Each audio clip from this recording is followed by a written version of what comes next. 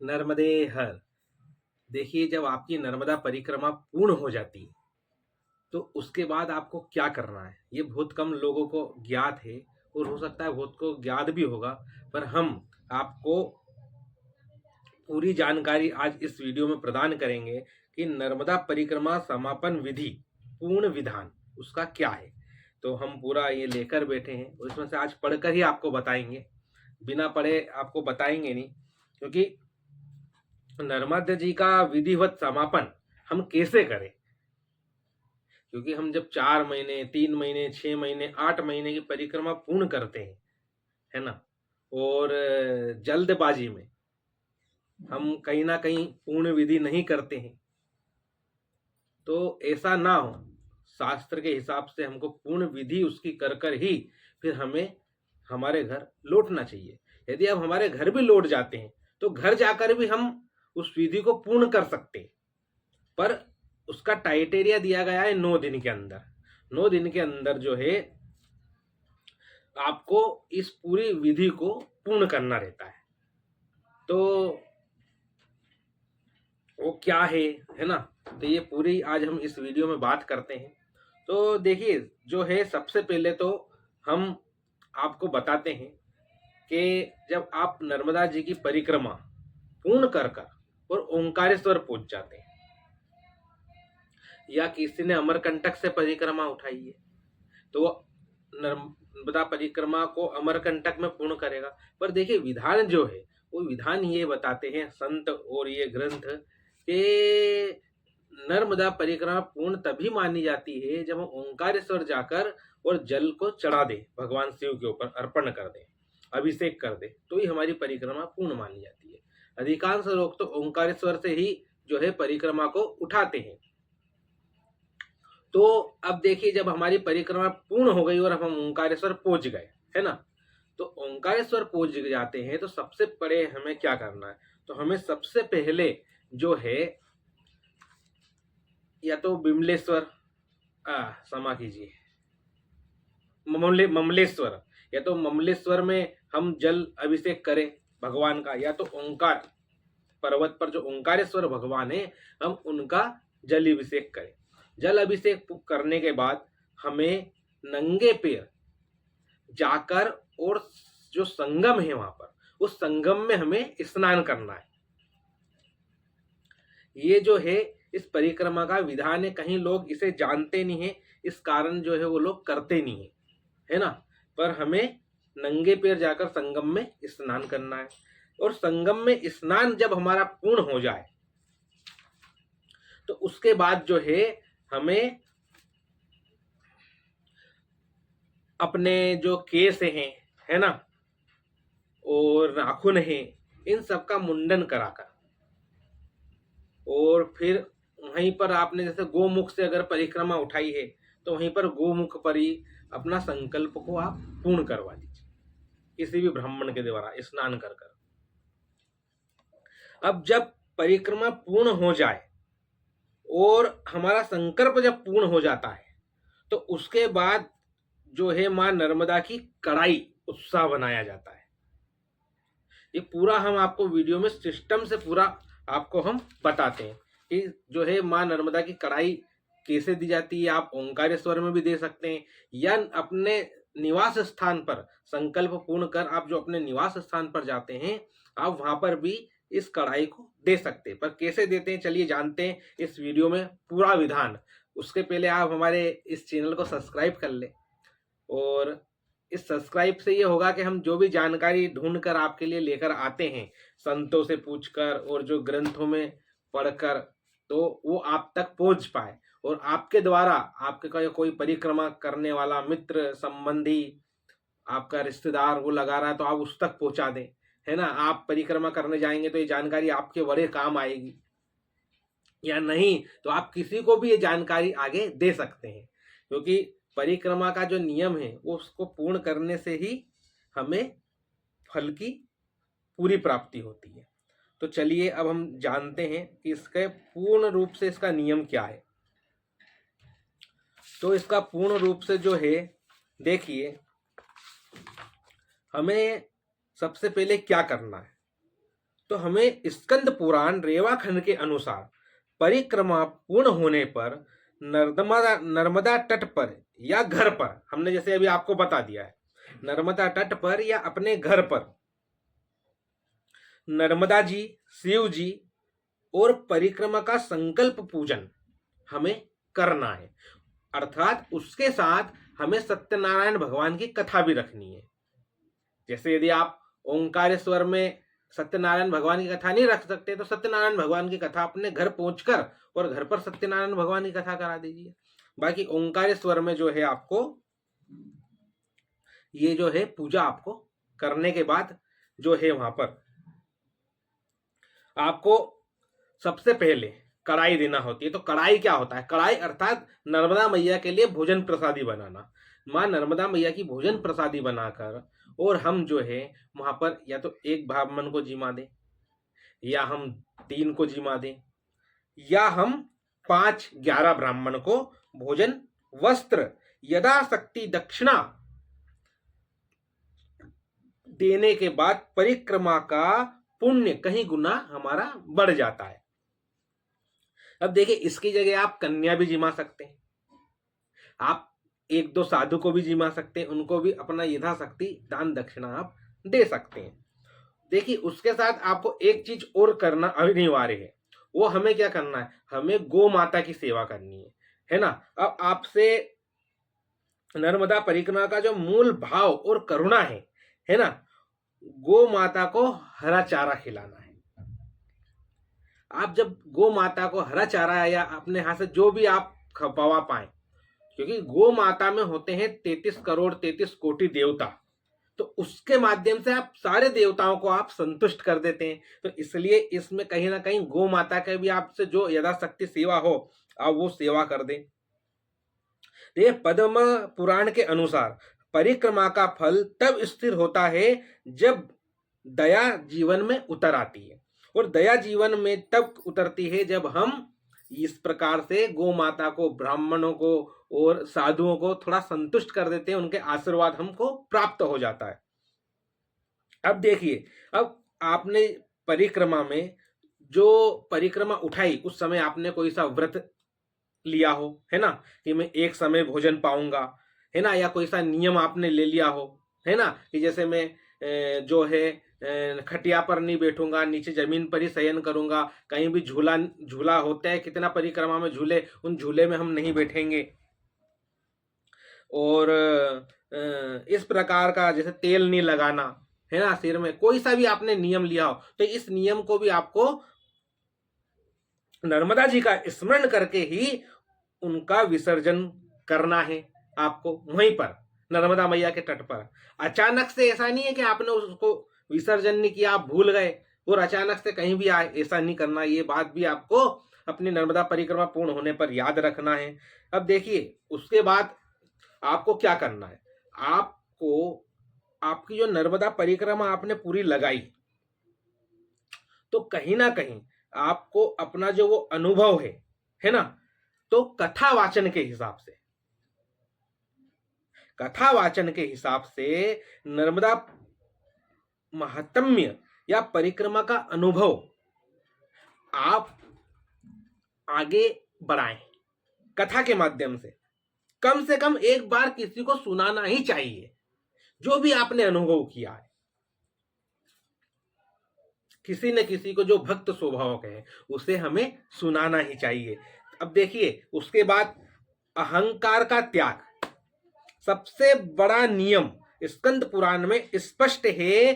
परिक्रमा पूर्ण होने पर यदि अहंकार आ गया तो फल नष्ट हो जाता है महाराज। अब अहंकार देखिए कितने प्रकार का होता है। यह आपको यह नहीं कहना है कि परिक्रमा मैंने की, आपको यह कहना है कि नर्मदा मैया ने, ठाकुर जी ने हमारी परिक्रमा पूर्ण करा दी। हमें भी नहीं पता हमने कैसे पूर्ण कर दी। अरे महाराज, हमारे तो बस नहीं था, हमारा तो जो है बल ही नहीं था कि हम परिक्रमा लगा पाते। हमें भी समझ में नहीं आ रहा है कैसे परिक्रमा पूर्ण हो गई। इस प्रकार का भाव आपको आगे बढ़ाना है। माँ ने ही मुझे चलाया है, ऐसा ही आपको कहना है। अब देखिए, जीवन में सात्विकता बनाए रखे, तो उसके लिए आपको क्या करना है, देखिए ये भी एक नियम है, ये भी एक नियम है। 41 दिन तक आपको मांस, मदिरा, है ना, झूठ, हिंसा, अपमान, इन सब प्रकार की चीजों से बचना है 41 दिन तक। नर्मदा परिक्रमा पूर्ण होने के 41 दिन तक आपको इन सभी चीजों से बचना है। अब यह परिक्रमा की जो ऊर्जा को स्थायी बनाएगा, आपको जो परिक्रमा से ऊर्जा मिली है, एक जो अनुभव मिले हैं, है ना, एक जो शक्ति आई है हमारे शरीर में, उसको कहीं ना कहीं ये बना कर रखेगा। ये नियम आप 41 दिन तक जो करोगे। अब क्या होता है प्रभु, शास्त्रीय निष्कर्ष जो है वो नर्मदा परिक्रमा केवल यात्रा नहीं, जीवन परिवर्तन का संस्कार है। उसका समापन सेवा, दान और विनम्रता से ही पूर्ण होता है। यदि चाहें तो आप अपने जीवन में ये संकल्प लेकर भी जा सकते हैं कि मैं अब रोजाना नर्मदा अष्टकम का पाठ करूंगा या करूंगी, है ना। या आप ये भी लेकर जा सकते हैं कि मैं जिस प्रकार से नर्मदा परिक्रमा में रोज सुबह 5 बजे 4 बजे उठ जाता था, अब मैं पूरे अपने जीवन काल में सुबह 5 बजे उठकर और भजन संध्या ध्यान करूंगा। अब ये भी संकल्प कर सकते हैं, क्योंकि नर्मदा परिक्रमा में ये जो हमने आपको सारे नियम बताए हैं, ये नियम का कहीं ना कहीं कुछ कारण हमको एक संत ने जो बताया था वो ये भी था कि देखिए, नर्मदा परिक्रमा जब हम लगाते हैं, तो जब हम नर्मदा परिक्रमा को पूर्ण हो जाता है तो उसके बाद हम जल चढ़ाकर और वापस अपने अपने घर चले जाते हैं। पर ऐसा करने से कहीं ना कहीं हम लोगों के पाप हमारे साथ हमारे घर ले जा रहे हैं। हमने कहा ऐसे कैसे महाराज जी? तो उन्होंने कहा देखिए, आप जब नर्मदा परिक्रमा लगाते हैं तो कितने लोग आपकी सेवा करते हैं।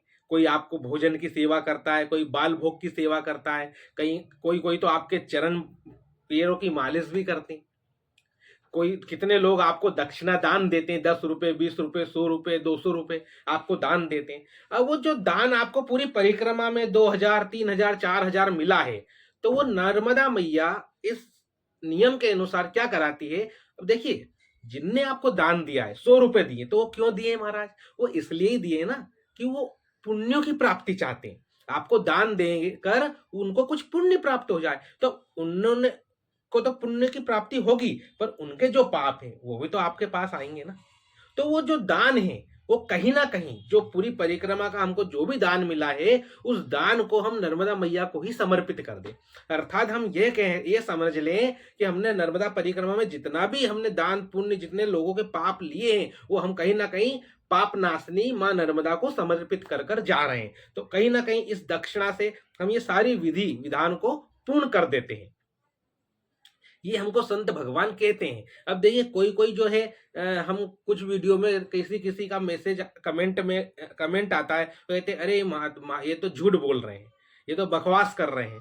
तो देखिए, हम आपको एक बात बताते हैं, हम जो आपको जानकारी देते हैं वो संतों के द्वारा हमें जो सुनाई है, हमने पूछा है वो, या तो हमने जो ये ग्रंथ में पढ़ा है ना, उसके अनुसार। अब देखिए, एक हम आपको बात बताते हैं, कभी भी संतों का वचन कभी झूठा नहीं होता है महाराज। अगर संतों ने कह दिया ये नियम है, तो वो नियम है, क्योंकि संत वचन पलटे नहीं, पलट जाए संसार। भगवान अपने संतों के मुख से जो बात निकल जाती है उसको नियम बना देते हैं और उसको पूर्ण भी करवाते हैं। और इसका उदाहरण भी बहुत सुंदर हम आपको देते हैं।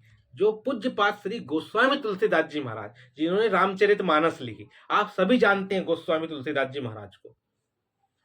वो काशी के घाट पर बैठकर और अपना जो सबको चंदन सेवा करते थे, तो चंदन सेवा कर रहे थे। उसी समय वहां से एक अर्थी निकल कर गई। तो अर्थी के पीछे पीछे जो जो अर्थी में जो पुरुष का शरीर था, तो उस शरीर की जो धर्म पत्नी थी, पूरे सुहागन के चोले में वो जो है उस शव यात्रा के पीछे पीछे वहां तक आई और वहीं से वो वापस लौटने लगी। तो उनने सामने गोस्वामी तुलसीदास जी को देखा, तो उन्होंने जाकर उनके चरण को प्रणाम किया। अब जैसे ही उन्होंने प्रणाम किया, गोस्वामी तुलसीदास जी ने कह दिया, सदा सुहागन वती भव। अब वो स्त्री तो बड़ी रोने लगी कि बाबा आपने मुझे क्या आशीर्वाद दे दिया। तो गोस्वामी तुलसीदास जी ने कहा, भाई हमने अच्छा तो आशीर्वाद दिया, देखो आप इतने सुंदर सुहाग का पूरा चोला ओढ़ रखा है आपने, हमने अच्छा आशीर्वाद दिया, सदा सुहागन रहो। तो वो रोती ही कहती है कि बाबा शायद आपने ध्यान नहीं दिया, अभी जो यहाँ से सामने से जो अर्थी निकल के गई है उसमें मेरे शरीर के पति देव ही थे स्वरूप में। अब मेरा तो सुहाग उजड़ चुका है, मैं सदा कैसे रहूंगी। गोस्वामी तुलसीदास जी ने कहा कि नहीं नहीं, ऐसा नहीं हो सकता है। यदि भगवान ने मेरे मुख से ये बात को बुलवाई है तो भगवान इस बात को सत्य करेंगे। और उन्होंने कहा कि जाओ अपने पास में जो बैठे, जाओ उस अर्थी को ऐसी की ऐसी हमारे पास लेकर आओ। और अर्थी को वहीं घाट पर रखी और भगवान से प्रार्थना की कि हे प्रभु, आपने मेरे मुख से बात निकली है तो आप इस मुर्दे को वापस जीवित करो। और राम जी से जब गोस्वामी तुलसीदास जी ने प्रार्थना करी और जो उनके पास जल था वो राम राम बोलकर उसके मुख में डाला, वैसे ही जो मुर्दा था वो जाग गया, उठ गया महाराज। और ये पूरी कथा भक्तमाल में है, आप पढ़ भी सकते हैं। तो भगवान कहते हैं संत वचन पलटे नहीं, पलट जाए संसार। इसलिए जो संतों के मुख से जो हमको मार्गदर्शन प्राप्त होता है वो कभी गलत नहीं हो सकता है। यदि हम उनके द्वारा मार्ग पर चलेंगे तो कहीं ना कहीं हमको सफलता जरूर प्राप्त होगी। अगर आप नर्मदा परिक्रमा में भी संतों के अनुसार आपको कई संत मिलते और वो आपका मार्गदर्शन कर रहे हैं, आपको नियम बता रहे हैं, अगर आपने उनकी बात मानी, उन नियमों का पालन करा, तो हम हकीकत कह रहे हैं महाराज, आपको नर्मदा मैया दिव्य अनुभूति कराएगी। कहीं ना कहीं अपने दर्शन देगी, बालिका के रूप में, वृद्ध के रूप में। कहीं ना कहीं आपको जरूर ये महसूस होगा कि नर्मदा मैया आ गई थी। आपकी नेत्रों में से अश्रु आ जाए तो समझ जाना संत वचन सत्य हो गए। तो इसलिए आज हमने संक्षिप्त में आपको ये जानकारी दी। हम चाहते तो इसको बड़ा लंबा चौड़ा तरीके से आपको बता देते, पर कोई मतलब नहीं है। वीडियो आधे घंटे 1 घंटे की हो जाती है और हर व्यक्ति आज के समय में व्यस्त है, तो इसलिए संक्षिप्त में हमने आपको पूरी जानकारी प्रदान करी। अब ये आपको वीडियो कैसी लगी आप हमें कमेंट में अवश्य बताएं। और आप जब कमेंट करेंगे तो हमारा हौसला बढ़ता है, हम आपके सामने फिर वापस से कोई सी नई जानकारी लेकर आएंगे जो जानकारी लोगों को अभी तक पता नहीं है। जैसे ये वीडियो हमने देखा, पूरे YouTube पे हमको ये जानकारी देते हुए अभी तक वीडियो दिखाई नहीं दी, तो हमने सोचा, नर्मदा मैया ने प्रेरणा दी कि चलो भाई ये जानकारी हम सभी को देते हैं, जिससे परिक्रमा करने वाले जो इतनी तपस्या के साथ, इतने घोर तपस्या है एक प्रकार से नर्मदा परिक्रमा, तो इतना चलना 5 महीने 4 महीने चलना ही चलना है। और जो लोग तपस्या करते हैं, जिन्होंने व्रत ले रखा है, वो चीज अलग है, जिन्होंने नियम ले रखे हैं उनके भाव अलग हैं। तो इसलिए जब परिक्रमा पूर्ण हो जाए तो हमें विधिवत हमें जो कर्म करना है वो कर्म आप जो हमने आपको बता दिए हैं आप जरूर करें। अगर नहीं कर पाए तो आप अपने घर जाकर वो ये पूरे कर्म करें। आपको वीडियो अच्छी लगी हो तो इसको शेयर कर दें और हमारे चैनल को सब्सक्राइब कर लें। आप सभी को हमारा